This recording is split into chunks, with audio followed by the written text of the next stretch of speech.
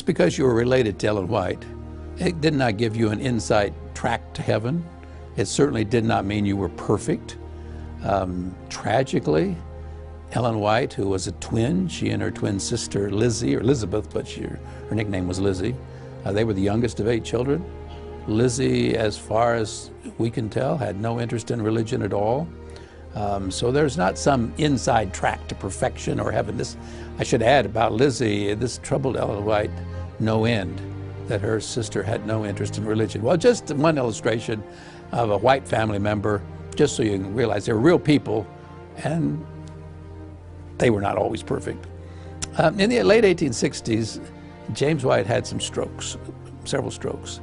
And Ellen White, concerned about her husband's health, wanted to get him out of Battle Creek, Michigan, where all the pressure was, because that's where our institutions all were in those days. And so she took him up to Greenville, Michigan. And there for a couple of years, they had a house, they lived, they did farming, and just different kind of pressure. I mean, you still have to worry about crops, etc. But it's different than dealing with people and deadlines of publications and all that kind of thing. Well, while they were up there was no Adventist church school, so they enrolled their son, Willie White, in a public school. And for whatever reason, he did not like his teacher. So one night, according to his son, who told me this story, Elder Arthur White, many years later told this story on his father. One night, Willie and a classmate got into the schoolroom, came in through a window, got into the schoolroom after hours. And Willie wrote a poem on the blackboard. And here's what the poem said. The devil flew east and west, north and south, and caught up Miss Jones in his mouth. But when he saw he had a fool, he dropped her here to teach our school.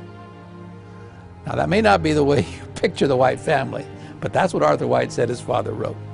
Well, after writing this poem on the blackboard, the 2 kids get out of the school. The next morning when this teacher arrives, she is a bit better teacher than Willie gave her credit for, because she recognized his handwriting. So she knew who wrote it because she could recognize his handwriting. But there it was. She left it up there on the blackboard. So when the students came in, here was the poem. She, after they all got seated, she asked, would the young man or the young woman who wrote this please identify himself or herself? Now, many, many things have changed in the last 150 years, but some things have not. And this is one that has not. Total silence. Nobody fessed up. Nobody admitted to anything. So, since she recognized the handwriting, she went over to Willie's desk and she said, Willie White, I recognize your handwriting. I know you wrote this. I want you to take it back. In other words, I want you to apologize for what you've said about me. Well, here's what Arthur White told me his father's response was. I can't take it back. Now that's bad enough. He probably should have stopped right there, but he didn't. He said, I can't take it back because my parents have taught me always to tell the truth. I said to Elder White, what happened to your father after that? He said, you know, that part of the story has never come down. I don't know. But he said, I know a little bit about Grandpa White. That would be James White. He said, I know a little bit about Grandpa White's reputation. And my guess is that they had a session out by the woodpile. Today we would say he got a whipping. It's just another reminder. They were all real people. And Willie was no exception.